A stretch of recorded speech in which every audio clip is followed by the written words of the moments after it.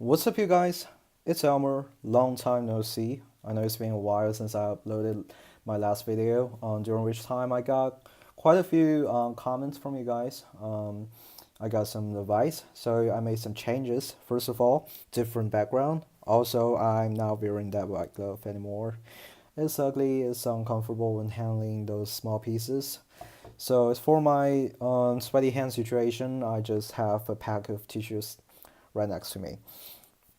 So anyway, today we will be reviewing a brand that got, I would say, less talk about on YouTube compared to other big names like TLV or Atomic Works. Is the Oversteer. And for those of you who never heard of it before, Oversteer is a Japanese company. I think their first model was a Toyota 86 released in 2012. And after that, they just released a tons of Mazdas and a Nissan GTR Nismo. And their most recent one was a Toyota CHR, the compact XUV. I think it got released last year or 2017. I can't quite remember. But anyway, these are the two different versions of the package. Here's the standard Oversteer version, just a sleeve. Actually, I think it's the same size as the Tarmac Works or initial model sleeve, and it got a logo right here. Many Japanese characters I can't really read. And here's their Mazda dealership version. So no Oversteer logo, but a Mazda logo and says 164 scale model car. And also you can tell the difference between these two versions from their base. The Atenza sedan I got is the standard Oversteer version, and the Axela is the dealership version. So you can tell from those they printed on the base the difference. So these three are oddest oversteers I got. I was a latecomer to this field, so they were most famous for their red. I think they called it soul red. So just kind of like the exact same color they use on the real Mazda cars, which looked amazing, just amazing. But that one was so popular by the time I found them, they were all sold out, or they were listed as a credible high price on those online secondhand markets. So I didn't buy those. I got these three instead.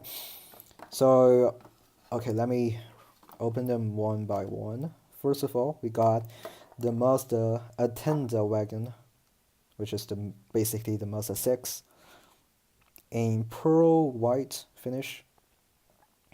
I gotta say, it's one of the best white finish you can get on a 1:64 scale car. It looks pretty glossy. There's no like flaws on the paintings. The only thing I noticed is that gap between the roof and the side windows, which looks a little bit big. I've seen other collectors showing their Atenza wagons, and I know there's the same problem. So I assume this is the problem for the casting, but I'm okay with that. I mean, you can barely notice the gap, right? And for the front end, it got the lenses for the headlights, which was amazing. I think the lens is even more detailed than those TLV and initial models.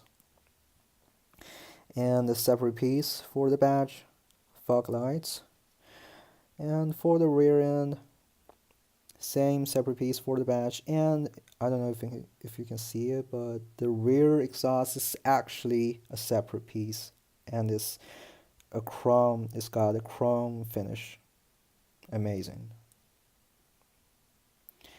Okay, so the next one the same Mazda Atenza, but not a wagon, but a sedan. So the same details from the front end, and for this particular one, it got a two-tone interior. You can see it, the black and the white interior, both the seats and the dashboards. And I don't know if you can see it, but here's something they even painted on the navigation screen. Focus, come on. Yeah, how amazing that. And also check out the steering wheel. The steering wheel also got the Mazda badge on it. I don't think any other like 164 brands has done it before. Correct me if I said wrong. Probably I think 64 may have done it before. Had those details on the steering wheel and on the dashboard, but this one definitely looked the best. And the same chrome rear exhaust. And the last one we got is the Mazda Axela, which is the Mazda 3 hatchback. Same detailed front end. And this particular one, I don't know if you can see it. See that? See that right there? It got the seatbelt buckles painted red. I mean, honestly, I never seen any other 164 brands has done that. Even like on 64 Atomic Works, they got the seatbelt buckles. Wow. And also same details for the navigation screen. But sadly this one only got one tone interior, but I'm okay with that. With all the details I've already got. And also a detailed rear end. So I think all three models, their proportions are quite accurate. I can't see anywhere that it went off or anything like that. They were all like beautifully made and amazingly detailed. So, but unfortunately, despite these great qualities and details, they provide, the Oversteer hasn't got that much attention or that much hype, if you call it this way, as other high-end 164 scale brands. So I feel quite sad for them.